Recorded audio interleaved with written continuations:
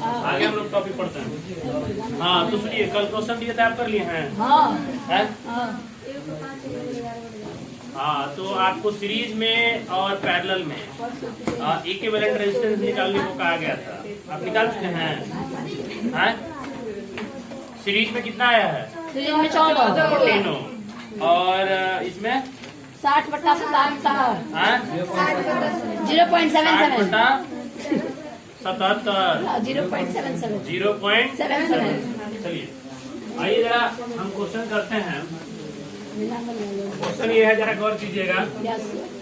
Question है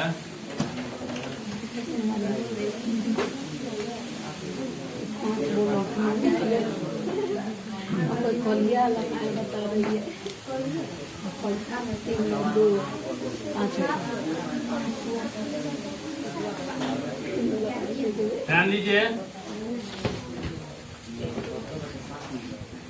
ये R1 है, ये R2 है और ये R3 है।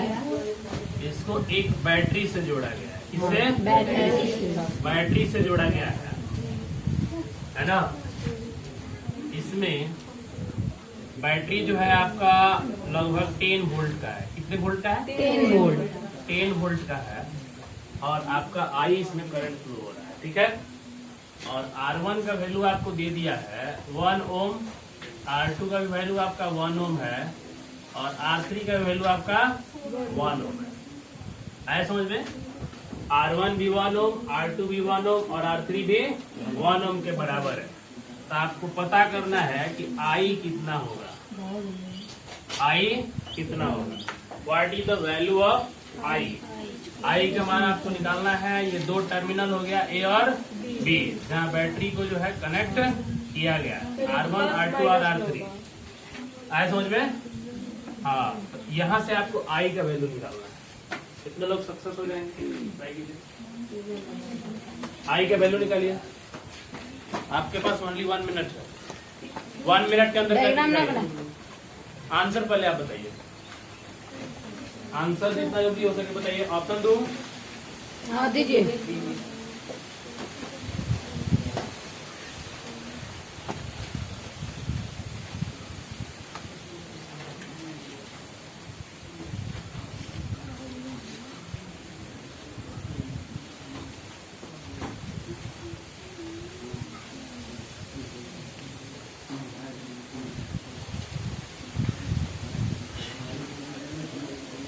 बात नहीं करो।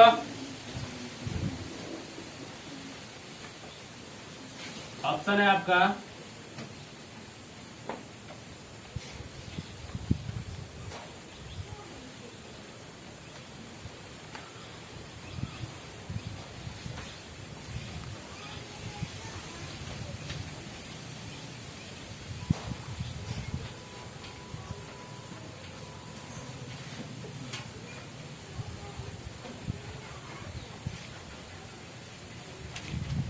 Twenty ampere, 3 ampere, 30 ampere, none of this. 30 ampere. 30 कैसे?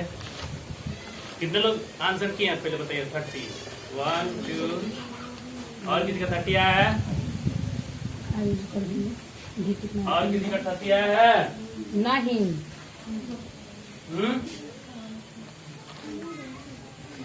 आंसर है, चेक कर लेते हैं, चेक कीजिए। है ना। इसमें जो है टोटल वोल्टेज कितना दे रखा है?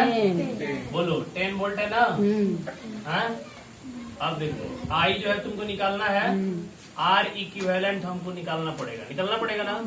तो 1/R इक्विवेलेंट कितने के बराबर होगा? 1/R1 plus 1/R2 plus 1/R3। यदि इसको ध्यान से देखे ना तो ये सब 1 है ना, तो 1/1 1/1 1/1, तो 1/R इक्विवेलेंट कितने के बराबर हो जाएगा? 3 ओम का हो जाएगा ना, 3 के बराबर हो जाएगा। तो R इक्विवेलेंट जब निकालेंगे तो 1/3 ओम के हो जाएगा बराबर होगा। 30 एम्पियर। आए समझ में? ओम के नियम से V बराबर I। यहाँ से I निकालना है तो V अपन क्या हो जाएगा? R। तो V का वैल्यू कितना दिया? 10 10 ना। और ये 1/3, तो ये कितना हो जाएगा? 30 एम्पियर। ये आपका करेक्ट आंसर यस है ना। अगला क्वेश्चन है ना। इसी का अगला क्वेश्चन है, बताइएगा करंट इन, है ना, current in 1 ohm resistor, current in each resistor, है ना, ईच रेजिस्टर में कितना करंट जाएगा आपको निकालना है। मान लीजिए कि ये I1 है, ये I2 है और ये I3। तो I1 का मान कितना होगा, I2 का मान कितना होगा और I3 का मान कितना होगा, आपको बताना है। बता सकते हैं I1 का मान, I2 का मान और I3 का मान कितना होगा, बताइए।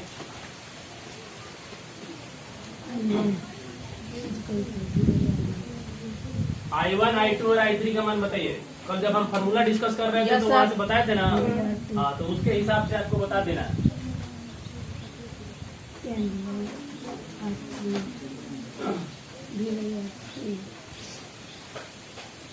10 होगा सर।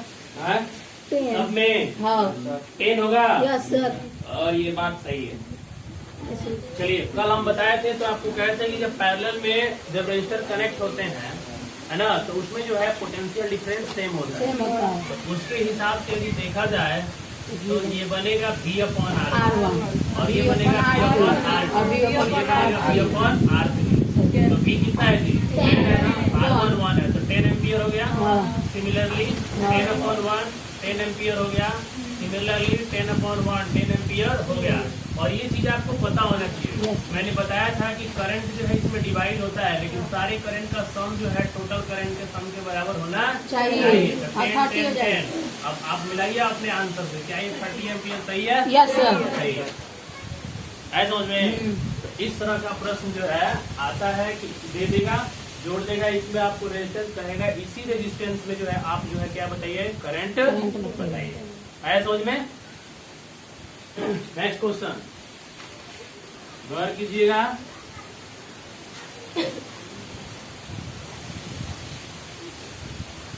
टेन वोल्ट का है, करंट I फ्लो हो रहा है, R1 है और ये R2 है ना।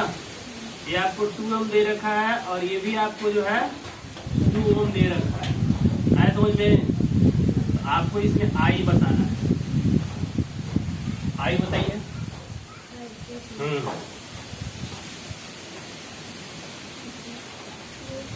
आपको इसमें I बताना है, यानी विद्युत धारा बताना है। आंसर दीजिए फटाफट।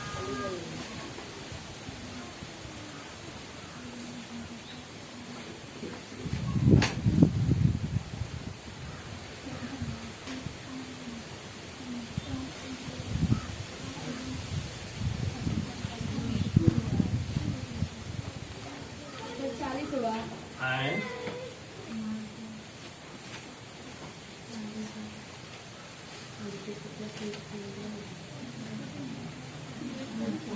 2.5 ampere. Yes sir. 25 ampere. No sir. 2.25 ampere. 2.5 ampere. First number 2.5 ampere सही है। Yes sir. देखिए R इक्विवेलेंट निकालिएगा ना। R1 प्लस क्या होगा, R2 होगा। और 2 + 2 कितना हो गया, 4 ओम। अब 4 ओम होने का मतलब जानते हैं, ये आपका रेजिस्टेंस हो गया टोटल। तो ओम के नियम से V = IR होता है ना। आपको I निकालना है तो V/ क्या होगा, R। तो V का वैल्यू बोलिए 10, R का वैल्यू बोलिए 4, यानी कितना आ जाएगा, 5/2 यानी 2.5 एम्पियर। सही है। अब आपको बताना है कि R1 में जो है करंट क्या होगा और R2 में करंट क्या होगा। क्या इसमें करंट तो सेम होता है? सेम होगा। हाँ, सीरीज कनेक्शन में करंट क्या होता है, सेम होता है। क्या अलग अलग होता है, हाँ। तो आपको इसमें बताना है V1 और V2। R1 में आप V1 बताइए। R1 में कितना वोल्टेज लगा हुआ है आपको बताना है। R2 में कितना वोल्टेज लगा है ये आपको बताना है।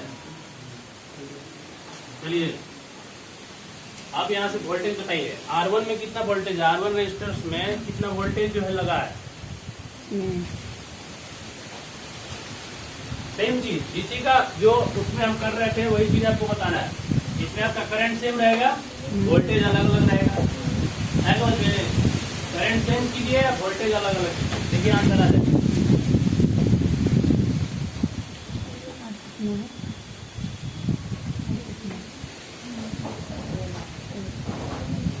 R1 है ना, R1 में आपको निकालना है, तो R1 निकालने के लिए क्या लिखेंगे आप? V अपॉन आई कि V1 अपॉन आई? 10 होगा। V1 upon I. अच्छा, R2 निकालने के लिए क्या लिखेगा? V2 upon I. नहीं आ समझ में? करंट सेम रहेगा ना इसमें, हाँ। वोल्टेज अलग अलग हो जाएगा, तो इसके हिसाब से आपका कितना बन जाएगा? 10 अपॉन कितना? 10 अपॉन ये दो कितना है एम्पियर? 2.5 आया, तो ये भी उतना ही ना हो जाएगा। तो इसके हिसाब से एक जीरो ऊपर ले जाइए, निकुल मिला के 4, लेकिन क्या निकालना? ऐसा वोल्ट ना निकालना है, वोल्ट। वही तो सोचती हूँ। ठीक है, तो यहाँ से वोल्ट निकालिएगा ना, तो V1 बराबर हो जाएगा IR1, हाँ, और V2 हो जाएगा आपका IR2 IR2 हो जाएगा। तो 2.5 हो गया। R1 का वैल्यू बोलिए। R1 का वैल्यू 2। R1 का वैल्यू 2 है, तो 5 एम्पियर हो गया। हाँ, और उसी तरह से 2.5 पे R1 का वैल्यू हाँ, ये का टोटल वोल्ट 10 वोल्ट आ भी गया। हाँ, है समझ में? सीखिए पहले कैसे हो रहा है, बुक में क्वेश्चन आपको करना है। Yes sir. वही तो कहना, कहाँ से?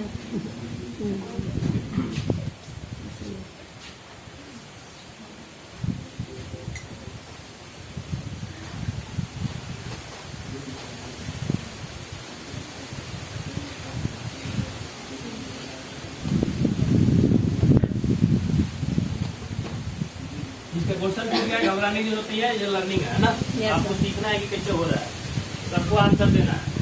अगला क्वेश्चन है,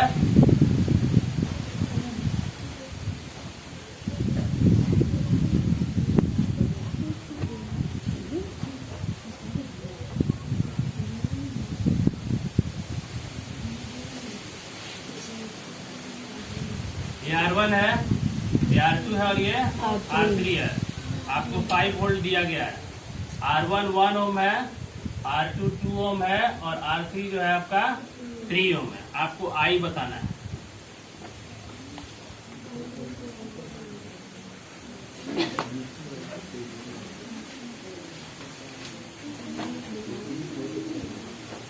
फटाफट आंसर कीजिए हमको।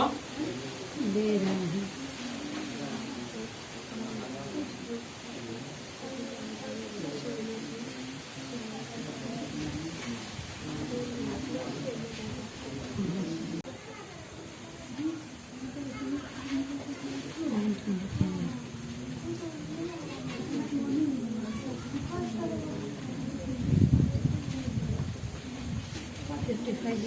कोई समझाएगा मेथड कैसे क्या करेंगे हम? कोई मेथड समझाओ, कैसे सॉल्व करेंगे इसको, बोलो। पहले R इक्विवेलेंट निकालने के लिए हम लोग पैरेलल का निकाल लेंगे, दोनों मतलब R2 और R3 का पैरेलल कॉम्बिनेशन के मेथड से।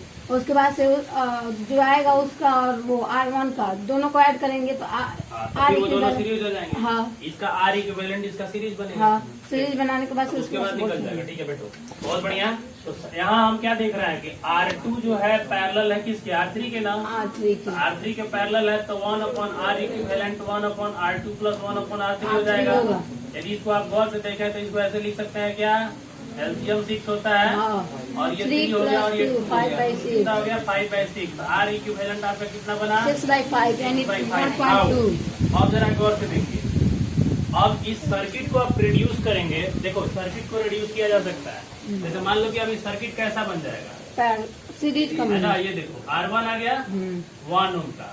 अब ये दोनों मिलके एक बन गया ना जी, जिसको हम कहते हैं R इक्विवेलेंट, और ये कितना बन गया? 6/5 ओम बन गया। अब इसको हमें सर्किट रिड्यूस होकर ऐसा हो गया ना, हो गया करंट आई, और ये 5 वोल्ट हो गया है। देख रहे हैं ना, अब सर्किट ऐसे रिड्यूस हो गया। तो अब इस पर हम बात करेंगे ना कि नाउ R1 जो है ना, R1 एंड R इक्विवेलेंट अब किस में होगा? सीरीज में होगा ना, सीरीज में होगा। तो इसका मतलब R इक्विवेलेंट डैश निकाल दीजिएगा, R1 प्लस R इक्विवेलेंट, क्योंकि अलग होगा नहीं ये। तो इसके हिसाब से जब आप सॉल्व करेंगे तो आर डैश इक्विवेलेंट आपका कितना बनेगा बोलिए?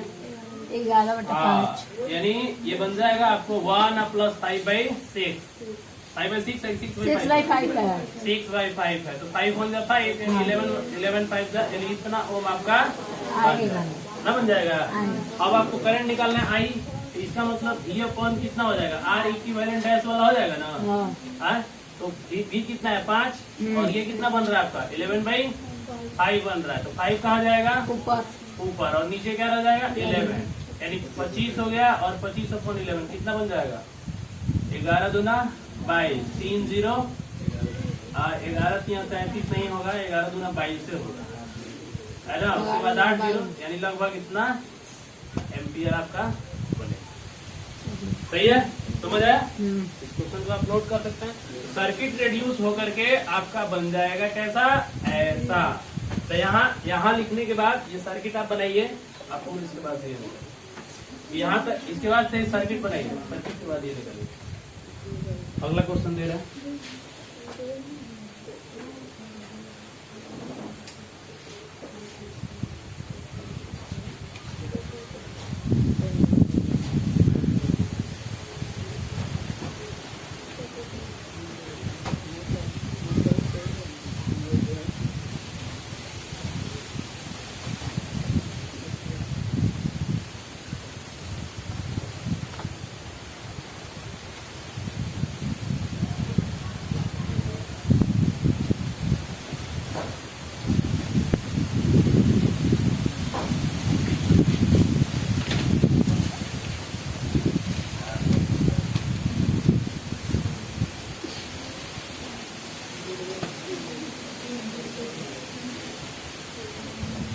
इसी तरह से क्वेश्चन है आपको कर रहा है 1 ओम 1 ओम 1 ओम और ये भी कितना है 1 ओम। करंट कितना जाएगा इसके अंदर, कितना फ्लो होगा बराबर।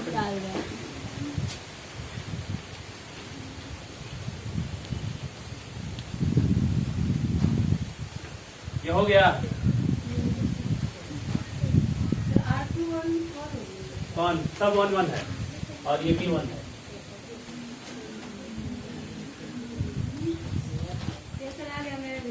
है 15 आया है और किसी का 15 एम्पियर मैच कर रहा है। आपको पैरेलल में कौन कौन है?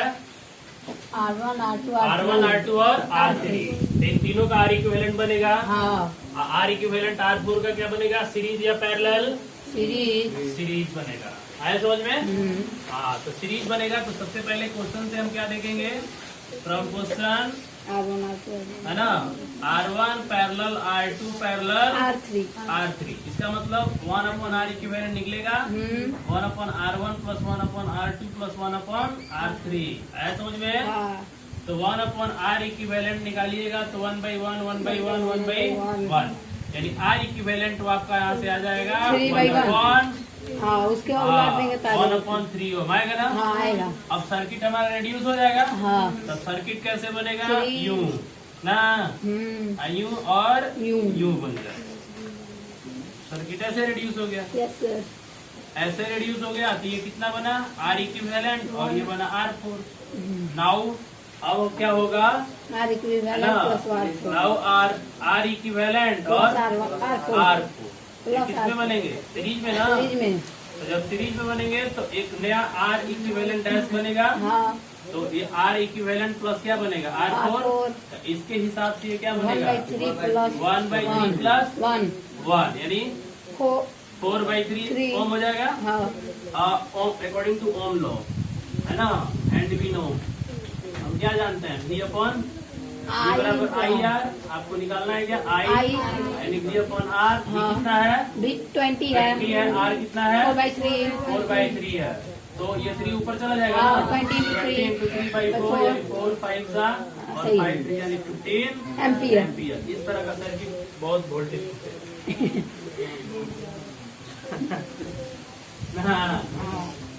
बहुत करंट ले रहा है ना। देखो कितना एम्पियर ले रहा है? 15 20 वोल्ट पर 15 ओम तो चाहिए 15 एम्पियर चाहिए।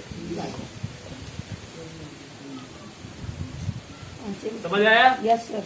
हाँ। आगे किसी को कंपटीशन एग्जाम में बैठना होगा तो उसके लिए बहुत हेल्पफुल है ना?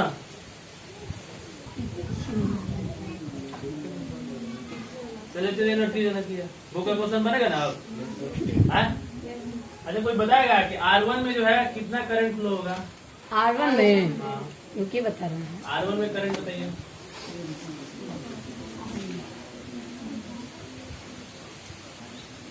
इसमें तो हिंदी कितना है 20/20 हाँ? एक सेकेंड 15 कहाँ से आएगा तुम्हें?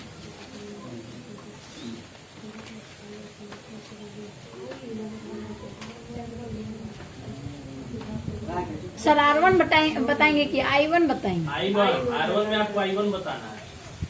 हाँ वही तो कितना एम्पीयर होगा? 20 होगा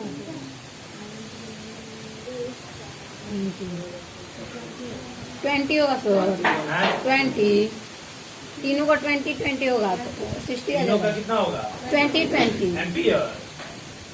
हाँ अकेले कैसे? सर, पैरेलल है। एम्पीयर आया ना? हाँ तो पैरेलल है तो सबका करंट बटेगा ना? हाँ I1 I2 करंट तो डिफरेंट ना होगा? डिफरेंट होगा तो फिर कैसे आएगा? हाँ?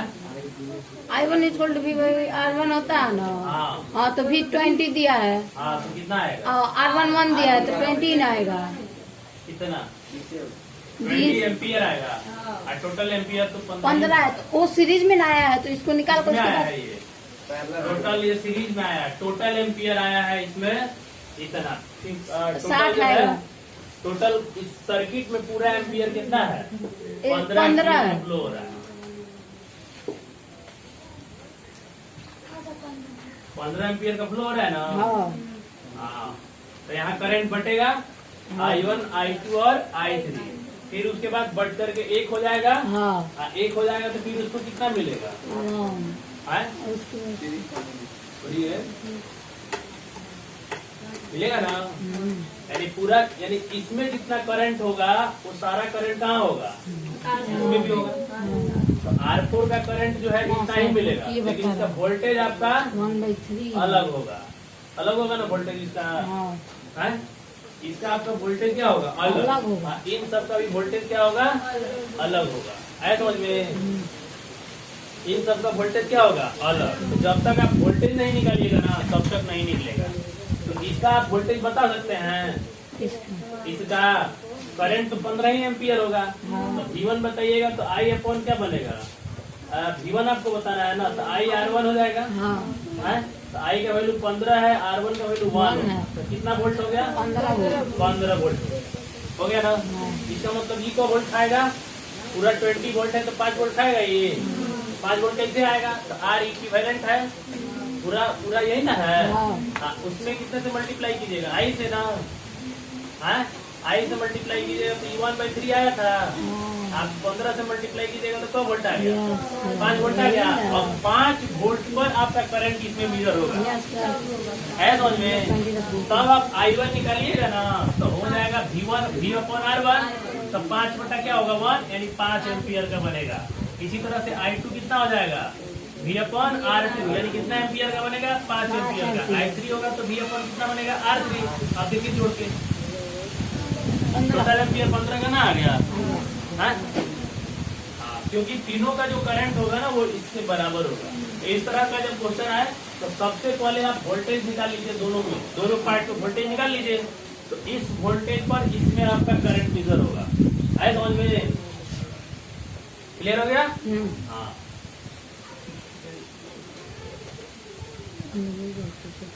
बना है? मान गया? समझ में आया? टेक्निक समझिए, टेक्निक कैसे हो रहा है समझ में? ये सब आपको जो है बढ़िया से पढ़िएगा ना, इससे फिजिक्स है, केमिस्ट्री सब आपको कंपटीशन में, डिप्लोमा में काम देगा, ITI में काम देगा। अब बाकी अदर किसी कोचिंग का आप कंपटीशन दीजिएगा तो वहां आपको काम देगा, है ना?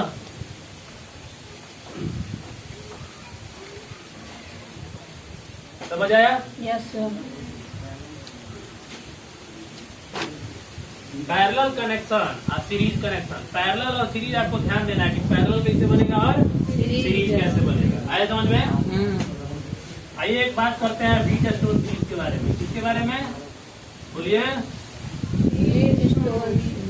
व्हीटस्टोन ब्रिज के बारे में। ब्रिज, हाँ ब्रिज, इसका नाम है व्हीटस्टोन ब्रिज, है ना? हिंदी में भी वही कहिए, इंग्लिश में भी वही कहिए। देखिए व्हीटस्टोन ब्रिज क्या होता है, इस पर जो है ना सवाल जो है कंपटीशन में बहुत पूछता है। कहता है कि 4 गो रजिस्टर ले लीजिए। कितना? 4। कितना ले लीजिए? 4 ले लीजिए। हाँ, एगो R1 है, एगो R2 है, एगो R3 है, एगो R4 है। इसका कनेक्शन किस तरह से करना है? इसका कनेक्शन हमको करना है स्क्वायर फॉर्म में। किस फॉर्म में? स्क्वायर फॉर्म जानते हैं ना? अरे जिसकी चारों भुजा बराबर हो, ऐसे देख रहे हैं ना? तब इसको बैटरा से जोड़ दीजिए। आए समझ में? यही आपको क्या करना है? जोड़ना। किसको जोड़ना है? नहीं, यही रजिस्टर को आपको जोड़ना, यही कनेक्ट कर देना। इस तरह का जो स्ट्रक्चर सर्किट मिलता है ना, इसको हम कहते हैं व्हीटस्टोन ब्रिज। यहाँ एक गैल्वानोमीटर जोड़ देते हैं। गैल्वानोमीटर पूछेगा व्हाट इज गैल्वानोमीटर? तो गैल्वानोमीटर के device will detect the current in the electrical circuit. है समझ में? क्या करता है? डिटेक्ट करता है ना? अब देखिए ध्यान से, इसमें कोई करंट फ्लो नहीं हो रहा है। ये आई करंट 0 है, आई जी बोलते हैं इसको, ये 0 है। ये आपका R1 है, ये आपका I2 है, और ये आपका R3 है, और ये आपका R4 है। ये आपका 2 टर्मिनल है यहाँ पे, A और B। ये प्लस माइनस है, बैटरी से जोड़ा गया है आपको, है ना? इसमें करंट फ्लो हो रहा है I, ठीक है? तो ये सीधा एग्जाम में इसको उठा देता है, और इसमें है कुछ नहीं, है ना? ऐसे दे देगा सर्किट में, ओम ओम ओम सब दे देगा। क्या कहेगा पता है ना? इसका भी दे देगा वैल्यू, इसका भी दे देगा, इसका भी दे देगा। R1 का छोड़ देगा, कहेगा वैल्यू बताइए। तो इसमें आपको जानते हैं क्या करना रहता है? जब आपका करंट यहाँ दिखाया रहेगा, इसमें आपका करंट 0 है, ऐसा समझ में? तो दोनों ओर के जो रेजिस्टर्स होंगे ना, प्रतिरोधक होंगे, है ना, वो क्या हो जाएंगे? बैलेंस हो जाते हैं। R1/R3, ये हो जाता है R2/R4, यही बैलेंस हो जाता है ना? जब बैलेंस हो जाता है तो आपको 3 गो दिया होगा तो एगो ना निकल जाएगा। R1 बराबर क्या हो जाएगा? R2 गुणे R3/R4। यहाँ से हम R1 जो है निकाल सकते हैं। नहीं निकाल सकते हैं। तो इसी को व्हीटस्टोन ब्रिज कहा जाता है। तो अक्सर ये कंपटीशन के एग्जाम में पूछा जाता है कि व्हीटस्टोन ब्रिज पर ऐसे दे देगा आपको, और कहेगा कि बताइए तीनों रजिस्टर का वैल्यू दे देगा, एक नहीं देगा, कहेगा इसका वैल्यू बताइए। तो वहां पर जो है इस बात का ध्यान रखेंगे कि यहाँ 0 कह रहा है कि नहीं, है ना? यहाँ एक गैल्वानोमीटर जुड़ा हुआ है जिसमें करंट 0 है, तो फिर ये दोनों क्या है? रेजिस्टेंस बैलेंस हो जाएंगे। अगर 0 ना दिया हो तो ना, तब ना बनेगा, हम लोग से ना बने, क्योंकि कंपटीशन में इसी बेसिस पर सवाल पूछेगा। आया समझ में? ये क्या है? ये पूछने वाला सवाल है ना? है छोटा चूक लेकिन आएगा। आया समझ में? इसको नोट कर लीजिए। व्हीटस्टोन ब्रिज क्या होता है?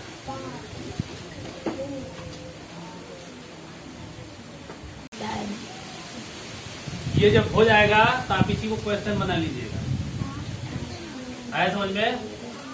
यही क्वेश्चन हो गया, ठीक है? इतना नोट कर लीजिए और इसी क्वेश्चन बना लीजिए। यहाँ पे लिखिए, है ना? यहाँ पे R2 लिखिए 4 ओम है, R4 लिखिए 5 ओम है। आया समझ में?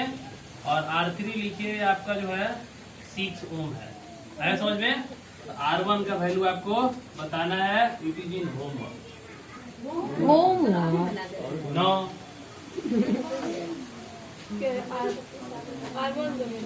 हाँ यही फिगर नोट करिए, है ना? और यहाँ से आपको R1 निकालना है, होमवर्क में निकालना है, कोई यहाँ नहीं निकलेगा। अभी कभी निकाल लिया ना, पिटाएगा वो, डंडा गिरेगा। होमवर्क का क्वेश्चन यहाँ कैसे हो सकता है? अगला टॉपिक हम लोग क्या पढ़ने वाले हैं? माना यह कंडक्टर है और इसमें आई इलेक्ट्रिसिटी फ्लो हो रहा है, आई इलेक्ट्रिक करंट फ्लो हो रहा है, ठीक है? और यह इलेक्ट्रिक करंट जो है टाइम तक फ्लो हो रहा है। कितने टाइम तक? टी टाइम तक फ्लो हो रहा है। इससे पहले मैं आपको एक बात बता दूं, है ना, effect of electric current. Effect of electric current यानी विद्युत धारा का प्रभाव, विद्युत धारा का प्रभाव। ध्यान दीजिएगा, अब हम लोग अगला टॉपिक शुरू हो गए हैं, इफेक्ट ऑफ इलेक्ट्रिक करंट, यानी इसको कहते हैं विद्युत धारा का प्रभाव। क्या प्रभाव पड़ता है इसका? इस पर, कंडक्टर पर ना, ये 2 को प्रभाव डालता है, 3 को ऐसे डालता है ना। तीन प्रभाव इसका देखने को मिलता है। एक मिलता है जिसको कहते हैं हीटिंग इफेक्ट।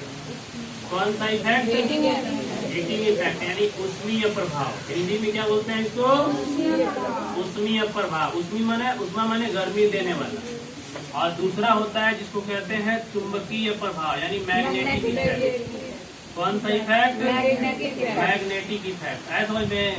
तो मैग्नेटिक इफेक्ट को बोलते हैं चुंबकीय प्रभाव। यही चुंबकीय प्रभाव है जिसकी वजह से आपका फैन चलता है, मोटर चलता है। ऐसा समझ में, है ना। और तीसरा प्रभाव है जिसको हम कहते हैं केमिकल इफेक्ट। कौन सा इफेक्ट? केमिकल इफेक्ट बोलते हैं। आपको याद होना चाहिए, आपको एक बार इलेक्ट्रोप्लाटिंग पढ़ाए थे। केमिकल इफेक्ट को बोलते हैं रासायनिक प्रभाव। रासायनिक प्रभाव, है ना, रासायनिक प्रभाव। इसमें आपको इलेक्ट्रोप्लाटिंग पढ़ाए थे। इलेक्ट्रोप्लाटिंग कहने का मतलब हुआ विद्युत लेपन। आपको याद होगा, है ना। जैसे चाबी पर जो है क्या किया जाता है, जैसे अदर मटेरियल का क्या कर देते हैं, अदर मेटल का लेप चढ़ा देते हैं, तो ये इसके इफेक्ट में आ जाता है। आपको मैंने बताया था कि विद्युत कैसे उसको जोड़ देते हैं बैटरी से, है ना। और इस तरह से जो है केमिकल इफेक्ट होता है। यहाँ पर देखिए, है ना, हीटिंग इफेक्ट, और दूसरा क्या है? Magnetic effect. और तीसरा क्या है? Chemical effect. हाँ, हीटिंग इफेक्ट की वजह से आप आयरन यूज करते हैं, है ना, प्रेस यूज कर लेते हैं ना, है ना। आप जो है कपड़ा प्रेस करने वाला, आप आयरन प्रेस यूज कर लेते हैं कि नहीं? कर लेते हैं, है ना। और यानी दूसरा का बात, आप हीटर यूज कर लेते हैं। इसी बेसिस पर काम करता है हीटर। और तीसरा आपका जो है फ्यूज वायर जो आपके घर पे लगा होता है ना, इसी बेसिस पर काम करता है ना। ठीक है, तो ये जितने होते हैं, आपका जो विद्युत बल्ब है, कौन सा? इलेक्ट्रिक बल्ब, विद्युत बल्ब, इसी बेसिस पर काम करता है। किस पर? हीटिंग इफेक्ट पर काम करता है। ऐसा उसमें हीट होता है तो ये ग्लो करने लगता है। फ्यूज वायर क्यों लगाया जाता है? तो हीट होता है तो ये पिघल जाता है। हीटर क्या होता है? जाड़ा के दिनों में पानी गर्म करके नहा लो, उसको वाटर हीटर करते हैं। वो कुकिंग हीटर भी होता है ना, खाना बनाने में भी प्रयोग होता है। और आयरन प्रेस में जो है, यानी इस्त्री करने में, कपड़ा को इस्त्री करने में प्रयोग में ले आते हैं। तो ये सब उष्मीय प्रभाव है। आप मैग्नेटिक प्रभाव में जो आपका जनरेटर दिखता है, जनरेटर दिखता है और मोटर दिखता है। मोटर से ही सारा फैन बना हुआ है ना। तो इसका जो है मैग्नेटिक इफेक्ट दिखता है, जनरेटर और मोटर। रासायनिक प्रभाव मैंने आपको बताया विद्युत लेपन। कौन सा? इलेक्ट्रोप्लाटिंग जिसको कहा जाता है, इलेक्ट्रोप्लाटिंग जिसको कहा जाता है। ऐसा समझ में, विद्युत लेपन में इसका प्रयोग किया जाता है। तो देखिए, इफेक्ट ऑफ इलेक्ट्रिक करंट 3 को दिखने लगा, है ना। 3 इलेक्ट्रिक जो है इफेक्ट है इलेक्ट्रिक करंट, यानी विद्युत धारा के कितने प्रभाव? 3 प्रभाव। हीटिंग इफेक्ट, मैग्नेटिक इफेक्ट और केमिकल इफेक्ट, यानी उष्मीय प्रभाव, चुंबकीय प्रभाव और रासायनिक प्रभाव। बात समझ आ रहा है? हाँ, तो यहाँ ध्यान दीजिएगा, हीटिंग इफेक्ट का प्रयोग हम कहाँ करते हैं, हीटिंग इफेक्ट का कहाँ मतलब उपयोग होता है, मैग्नेटिक इफेक्ट का कहाँ उपयोग होता है, और केमिकल इफेक्ट का प्रयोग कहाँ होता है। आया समझ में? तो यही हम सबसे पहले इस चैप्टर में हम लोग को यही पढ़ना है, क्या? Heating effect. तो वही बात मैं यहाँ पे समझा रहा हूँ।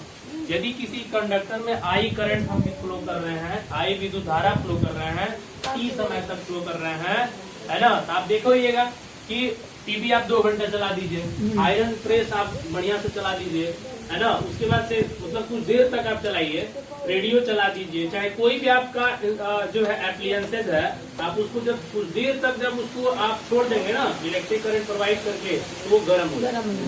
ऐसा समझ में? तो वही हमको निकालना है कि वह जो है कितना गर्मी देता है है समझ में, वही निकालना है कि वह कितना गर्मी देता है। उसी का फॉर्मूला यहाँ पर हम लोग पढ़ने वाले हैं।